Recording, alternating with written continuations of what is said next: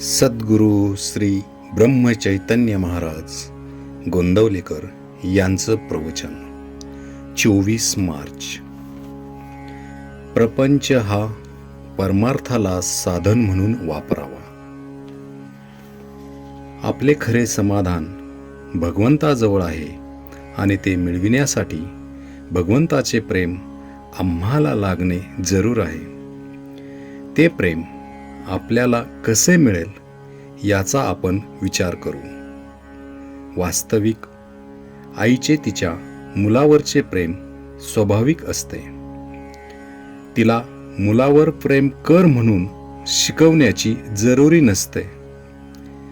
त्याप्रमाणे भगवंतावर आपले प्रेम असणे जरूर आहे.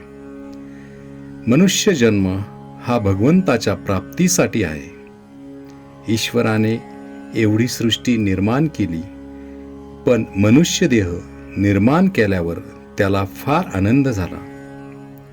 त्याला वाटले, खरोखर या योनीमध्ये जन्म घेणाऱ्याला माझे प्रेम मिळविता येऊन मला ओळखता येईल.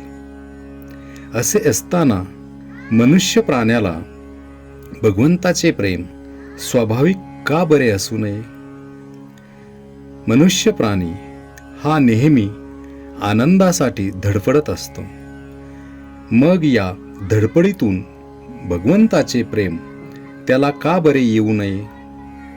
मला वाटते, ज्या ध्येयासाठी आपण धडपडत असतो ते ध्येय ठरविताना आम्ही चुकत असलो पाहिजे. खास आमचे ध्येय असे असले पाहिजे की त्यातून आम्हाला शाश्वत आनंद मिळविता आला पाहिजे.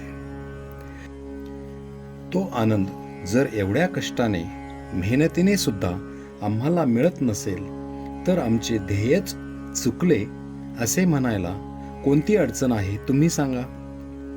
आज प्रपंच आम्हाला हवासा वाटतो. प्रपंचातल्या नाना तऱ्हेच्या गोष्टी आम्हाला सुख देतील असे वाटत असते आणि त्या मिळविण्यासाठी आम्ही अहर्निश झटत असतो. वस्तूसाठी चाललेली आमची धडपड ही खरे पाहता त्या वस्तूसाठी नसून त्यातून मला आनंद मिळेल या कल्पनेने. त्या आनंदासाठी आम्हाला ती वस्तू हवी असते. त्या वस्तूत मला समाधान मिळेल ही कल्पना नाहीशी व्हायला पाहिजे. आज प्रपंचात मला समाधान मिळेल असे वाटते, ती माझी कल्पना नाहीशी होणे जरूर आहे. ही प्रपंचाची आस जोपर्यंत आहे तोवर भगवंताचे दास आम्हाला होता येणार नाही आणि शाश्वत समाधान आम्हाला मिळणार नाही. तू जगाची आस सोडून दे, मी तुला शाश्वत आनंद देतो असे भगवंत आम्हास सांगत आहे. ही जगाची आस, हे प्रपंचाचे प्रेम आम्हाला कसे सुटेल? प्रपंच सोडल्याशिवाय भगवंताचे प्रेम आम्हाला येणारच नाही का? प्रपंच सोडून देण्याची आज आमची तयारी नाही. तो न सोडता भगवंताचे कसे होता येईल ह्यासाठी संतांनी मार्ग सांगितला आहे. त्या मार्गाने आम्ही जाणे जरूर आहे. ज्याप्रमाणे आपण आपल्या या खिशातील पैसे त्या खिशामध्ये ठेवतो, त्याचप्रमाणे प्रपंचातील आपले मन आपण काढून भगवंताकडे लावावे. तसे करण्यात समाधान आहे. भगवंताला अशी प्रार्थना करावी की देवा, प्रारब्धाने आलेले भोग येऊ देत, पण तुझे अनुसंधान मात्र चुकू देऊ नकोस. दिवा जळायला हवा असेल तर त्यामध्ये सतत तेल घातले पाहिजे.